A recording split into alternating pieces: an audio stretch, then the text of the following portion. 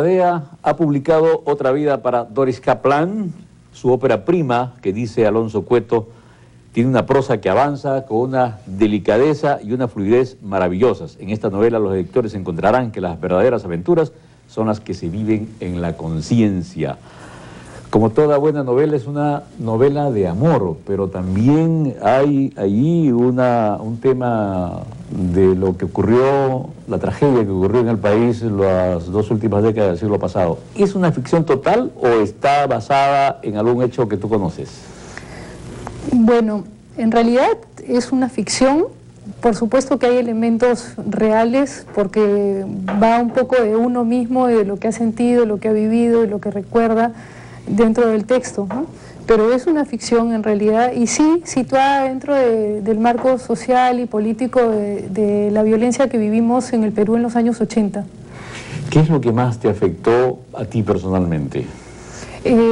Bueno, yo acá lo que he hecho es hacer que la narradora sea una chica, justamente una universitaria, y contar esta historia, que no es propiamente una historia de amor, tampoco es más bien una historia psicológica y de lo que es el encierro y la violencia, el encierro dentro de una casa, cosa que ya es una situación un poco extraña, ¿no? Y que jala, creo que mantiene una tensión durante el texto, y la trama va a estar basada en eso, en lo que es que una persona trate de salir del encierro y de la violencia.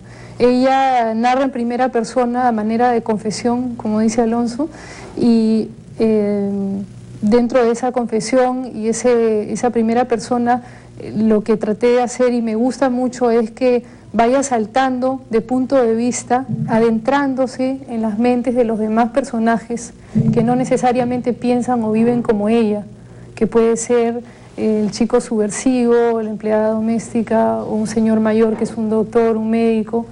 Entonces, hacia el final del libro va a haber un elemento sorpresivo en que el lector va a entender por qué está narrado en esa forma tan particular, tan emocional, tan psicológica.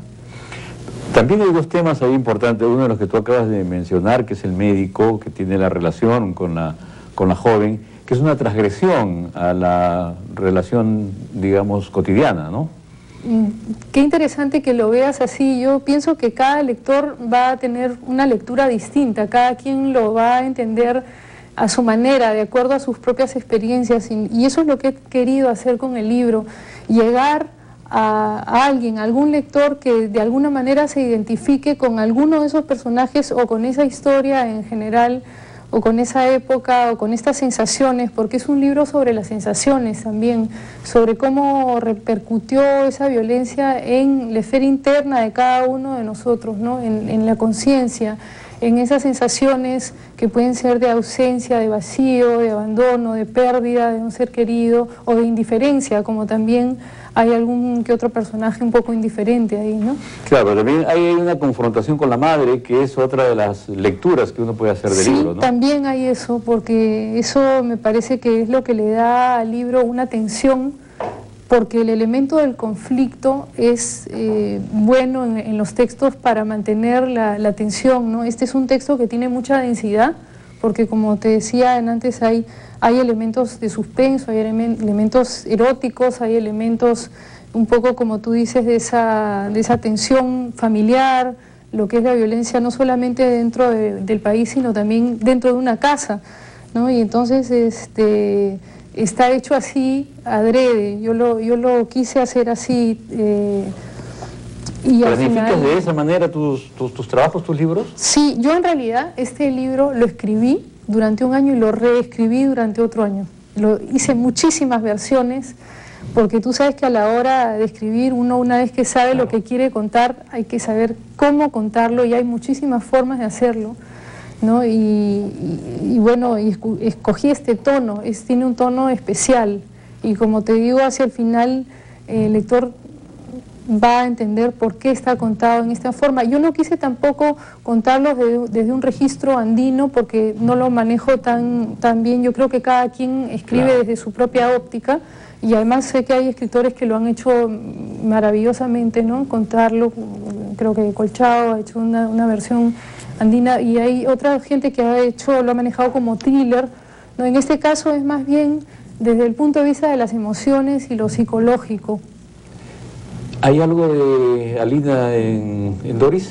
Claro, hay mucho de Alina en Doris y en los demás personajes también. Y también en algunos personajes hay varias personas que conozco que tal vez se vayan que se van a ver reflejadas. Así es. O sea, algunos de tus amigos están ahí retratados. De hecho. Bueno, se trata de un trabajo estupendo, creo que lo van a disfrutar. Es un trabajo, como dice Alonso Cueto, que es una historia que tiene una fluidez estupenda. Agarran el libro y los va a atrapar. Es una vida otra vida para Doris Kaplan, la ópera prima de Alina Gadea. Después de este libro, ¿qué viene?